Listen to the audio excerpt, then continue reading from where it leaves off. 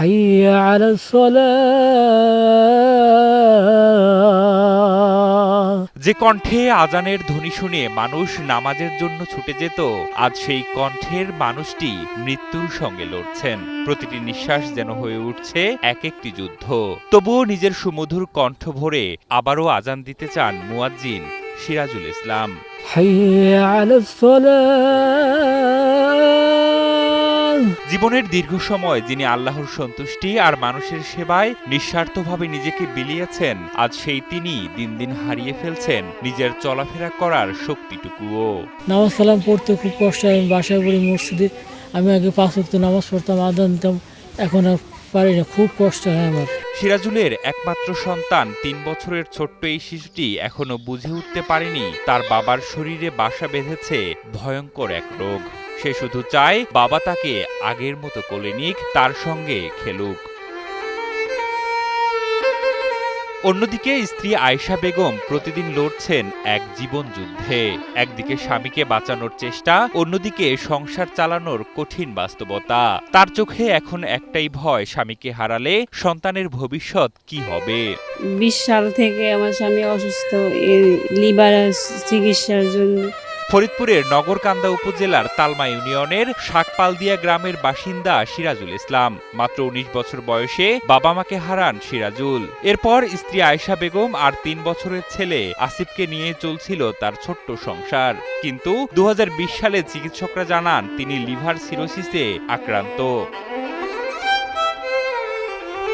নিজের সহায় সম্বল সবকিছুই বিলিয়েছেন চিকিৎসার পিছনে, কিন্তু সময়ের সঙ্গে সঙ্গে রোগ আরো ভয়াবহ হয়ে ওঠে। এখন তার পেট অস্বাভাবিকভাবে ফুলে গেছে। বর্তমানে সিরাজুল ঠিকমতো হাঁটতে পারেন না, শরীরের শক্তি প্রায় শেষ। এখন আমার 19 বছর বয়স, আমার বাবা তখন মারা যায়। আমি পরে খেতে কৃষি কাজ করে সংসার চালাতাম। ফার্ম ফ্রেশ পাস্তুরিত তরল দুধ, বেশি ভালো দুধ। সংসার চালানোর পরে আমি বিবাহ শাদী করি। বিবাহ শাদী করার পরে 2020 সালের দিকে আমার এই লিভার সিরোসিস রোগ ধরা পড়ে। ওখান থেকে আমি চিকিৎসা চালাতেছি। চিকিৎসা চালাতে চালাতে আজ আমি নিঃস্ব।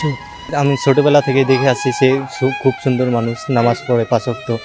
তো ছোটোবেলা থেকেই সে অনেক আগে বাপ মা হারাইছে, এতিম ছেলে, অনেক কষ্ট করছে। এখন তার চিকিৎসার জন্য কেউ নাই, অসুস্থ হয়ে গেছে চিকিৎসার জন্য। খুব অসহায় মানুষ, দীর্ঘদিন যাবৎ রোগে আক্রান্ত হয়ে ঘরে পড়ে আছে। বিভিন্ন সময় হসপিটালও ভর্তি ছিল, তো অর্থের অভাবে মনে করেন যে এখন বাড়িতে নিয়ে আসা হয়েছে। চিকিৎসকদের মতে উন্নত চিকিৎসাই এখন একমাত্র ভরসা তার, কিন্তু সেই চিকিৎসার জন্য প্রয়োজন প্রায় $250 কোটি টাকা, যা এই অসহায় পরিবারের কাছে অসম্ভব। একসময় যে মানুষটি মানুষকে নামাজের ডাক দিতেন, আজ তিনি নিজেই মানুষের মানবিকতার দরজায় কড়া নাড়ছেন। তিনি বিলাসিতা চান না বড় কোনো স্বপ্ন। তিনি শুধু আরেকটু বাঁচতে চান ছোট্ট এই সন্তানের জন্য। তাই সমাজের বিত্তবানদের প্রতি সাহায্যের আবেদন জানিয়েছেন সিরাজুল, তার স্বজন ও এলাকাবাসীরা। কিছু করে যেতে পারলাম না সন্তানের জন্য। তো সমাজের বিত্তবান যারা আছে, প্রবাসী ভারত, আমার চিকিৎসা জন্য সবাই গিয়ে আসুন এবং আমার ছেলেটা যেন এতিম না হয়ে যায়। একদম অসুস্থ, আপনারা সবাই ওর দিক চান, ওর টাকা পয়সা দেন যাতে মোবাইলে থাকতে পারে।